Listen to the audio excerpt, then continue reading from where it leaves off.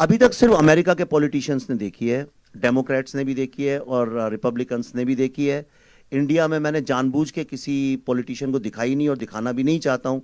और शायद एक मेरा मकसद यही था अमेरिका में पहले दिखाने के, क्योंकि इंडिया में दिखाता तो वो अननेसेसरली पॉलिटिकल लेवल पे फिल्म फंस जाती। या I wanted it to be seen as a film. Kher साहब बार बार कहते हैं कि भाई ये एक फिल्म पहले है, बाद में कुछ और है, तो इसको एक फिल्म के नज़रिए से पहले देखें। अभी तक किसी को नहीं दिखाई और शायद दिखाएंगे हम। मैं तो नहीं दिखाने वाला हूँ, खुद देख लें तो लोग देख लें।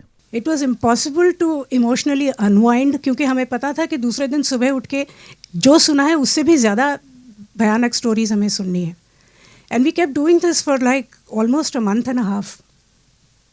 And after that, when I came back, I said it was impossible. At a point came when I told Vivek, मैं जा रही हूँ वापस. I cannot take this pain anymore. And it wasn't just the pain; it was also the guilt. You know, somewhere as an Indian, कि ये कहानियाँ हम तक पहुँची नहीं, ये जो कुछ भी हुआ कश्मीर में हम तक पहुँचा नहीं, एंड हम इतना भारत की बात करते रहते हैं और हमने कुछ किया नहीं, हमारे अपने ही लोगों के लिए नहीं किया. सो ये एक गिल्ट भी बहुत ज़बरदस्त था. और उसके बाद जब ये स्क्रिप्ट लिखी विवेक ने, and when I realised I am going to play Radhika Menon, मेरे दिमाग में मैंने उसको बहुत बड़ा बना लिया था पहले, विलन को, क्योंकि इतना सारा मैंने सुना था. तो एक I would just like to tell you one very small incident. Vivek ने मुझे एक बार, हम लोग ज़ेन की बात कर रहे थे, तो he had explained it to me very well. When I didn't know then, rivers were rivers, trees were trees, mountains were mountains. When I began to understand Zen, rivers were not rivers, mountains were not mountains, and trees were not trees. And when I finally understood Zen, rivers were rivers, trees were trees, and mountains were mountains. So that's exactly what had happened with me also, कि मैंने पहले तो, अगर मेरे पास कोई ये भूमिका शायद लेके आता, कोई और डायरेक्टर ले आता, I probably would have played it absolutely the same way, थोड़ा अपना थॉट डाल के उसमें. ये टूर जब हमारा हुआ, रिसर्च टूर, उसके बाद I said no, the villain has to be like really big. और सारा रिसर्च होने के बाद जो स्क्रिप्ट फॉर्म में जब हमारे सामने आया, so then I realized no, what Radhika Menon has to be. And I'm so glad that I got an opportunity to play this, because I know exactly how big the villain is for the Kashmiri Pandits after having listened to their stories. Thank you. Thank you so much, ma'am. Thank you so much. Anupam sir, this one's for you. Being a Kashmiri Pandit, मैंने पढ़ा है, आपने कहा भी कि आप अपनी माता जी को ले जाना चाहते हैं उस जगह वापस, you know, आंखें नम है. Of course, you want to go back there, but और आपने वो परचम भी लहराया है, कश्मीरी पंडितों की बात आपने की है तब से लेके अब तक. बट नाउ, अब जब ये किरदार आपको प्ले करने के लिए बोला, वो एक तरीके से सब रीलिव कर रहे थे आप, क्या चल रहा था दिमाग में? बहुत मुश्किल होता है उस किरदार को प्ले करना जो आपने महसूस किया हो, बिकॉज महसूस करना जो है, when you are performing that as an actor, सिर्फ महसूस करना काफ़ी नहीं होता है, बिकॉज आपको एक फ़िल्म के दायरे में एक्टिंग करनी है. तो इस फिल्म के दो पहलू हैं, as an actor and as a person. तो जहाँ तक पर्सन की बात है, आप कितना भी महसूस कर लो, अगर वो एक्टर अच्छा नहीं है तो वो पर्दे पर उस दर्द को, उस तकलीफ़ को नहीं ला सकता है. महसूस तो हम सब लोग करते हैं, हम सब लोग दुख महसूस करते हैं, हम तकलीफ़ महसूस करते हैं, खुशी महसूस करते हैं, हंसते हैं, रोते हैं, but everybody can't act it out. It's a job of an actor to do that. So I want to separate two issues over here. One is that just because I'm a Kashmiri Pandit does not mean that I will be able to portray that pain brilliantly unless I can project what I'm feeling. जब विवेक ने मुझे पता लगा कि वो ये film कर रहे हैं और उन्होंने मुझे ये रोल दिया, और सबसे पहली बात जो इन्होंने मुझे बोली कि मैंने कहा इस कैरेक्टर का नाम क्या रखा है, तो इन्होंने कहा पुष्करनाथ. ना, पुष्करनाथ मेरे पिताजी का नाम है, मेरे अपने पिताजी का. तो हम जब देहरादून पहुँचे इसकी शूटिंग करने के लिए, तो मिथुन जी और पुनीत और दर्शन ऑलरेडी शूटिंग कर रहे थे. अलग से एक फिल्म का माहौल ही कुछ अलग था. ऐसा लग रहा था कि कुछ बहुत ही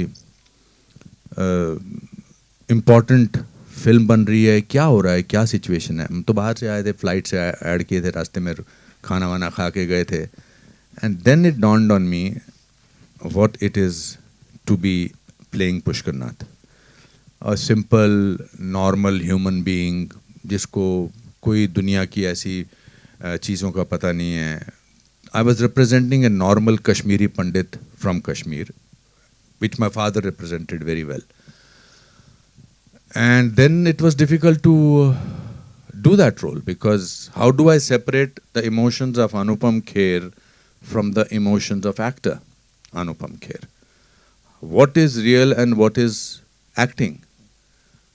So from that point of view, it was one of the most difficult roles. He gets dementia, he does not know what is happening, he has to, and on top of it, I was doing scenes with Darshan, who was not on the same wavelength as a character of Pushkar Nath. So it was a difficult job. Plus कहानी वो थी जो मैं सुन चुका था अपने रिश्तेदारों से, करीबी रिश्तेदारों से, मेरे मामा से, मेरी माँ से, और हम सब वो अंडर द रग उसको जब छुपाते हैं ना, जब तकलीफ बहुत ज़्यादा होती है तो उसको दबा के रखते हैं। That's why it turns into depression. But I am so happy that Vivek, you and Pallavi, you made this film, because आप लोग तो बहुत सारी चीज़ों से जूझते हैं एज जर्नलिस्ट, बट इस कमरे की खामोशी बताती है कि आज आपको भी कहीं तो झटका लगा है।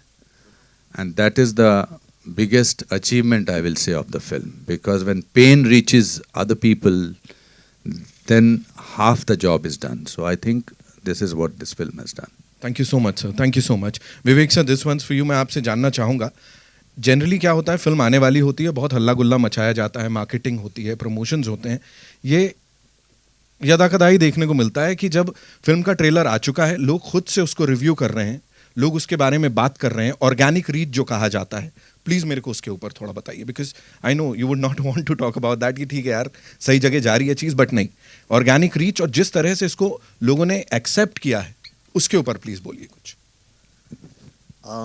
सच बोलूं?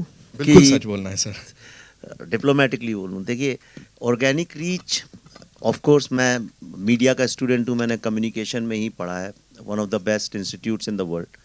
तो आप बिल्कुल सही कह रहे हैं, एक होता है ऑर्गेनिक रीच जो लोग खुद एक दूसरे तक पहुंचाते हैं मैसेजिंग, और दूसरा होता है एक hyped up reach, you know, जहां आप इतनी ज़्यादा हाइप क्रिएट कर दें, इतनी हाइप क्रिएट कर दें कि लोग, एक इवेंट बन जाए और मजबूरी में लोग कहें भाई हमें तो इस इवेंट का पार्ट होना, चाहे वो अच्छा हो चाहे बुरा हो। तो साल में 5-6 फिल्में इंडिया में रिलीज़ होती हैं, 6-7-8 मैं कहूँगा, जो लोगों ने डिसाइड कर लिया कि वो चाहे 2024 में आए चाहे 2026 में आए, ये एक बहुत बड़ा इवेंट होगा, हमें इसका पार्ट बनना है। हमारे आसपास भी ऐसी फिल्में आ रही हैं। 3 साल से सारा मीडिया लिखता है कि ये फिल्म तो लोग देखेंगे, यानी मीडिया ने डिसाइड कर लिया घर घर जाके कि उस फिल्म को कौन देखेंगे। अब जब मीडिया ने डिसाइड कर लिया तो लोगों तक वो बात पहुंची जाती है। पर मैं जितनी फिल्में बना रहा हूँ अब इन विवेक अग्निहोत्री 2.0 में, उसमें इन फिल्मों को हाइप अप करने का स्कोप ही नहीं है, क्योंकि वो इतनी रियल है, इतनी जुड़ी हैं ज़मीन से, और ऐसा कोई हमारे साथ उस तरह के भी स्टार्स और एक पूरा मसल और मैकेनिज़्म काम नहीं करता है हमारे साथ भी जो वो हाइप क्रिएट कर सके। तो हम तो सिर्फ जनता जनार्दन के ही सहारे रह सकते हैं।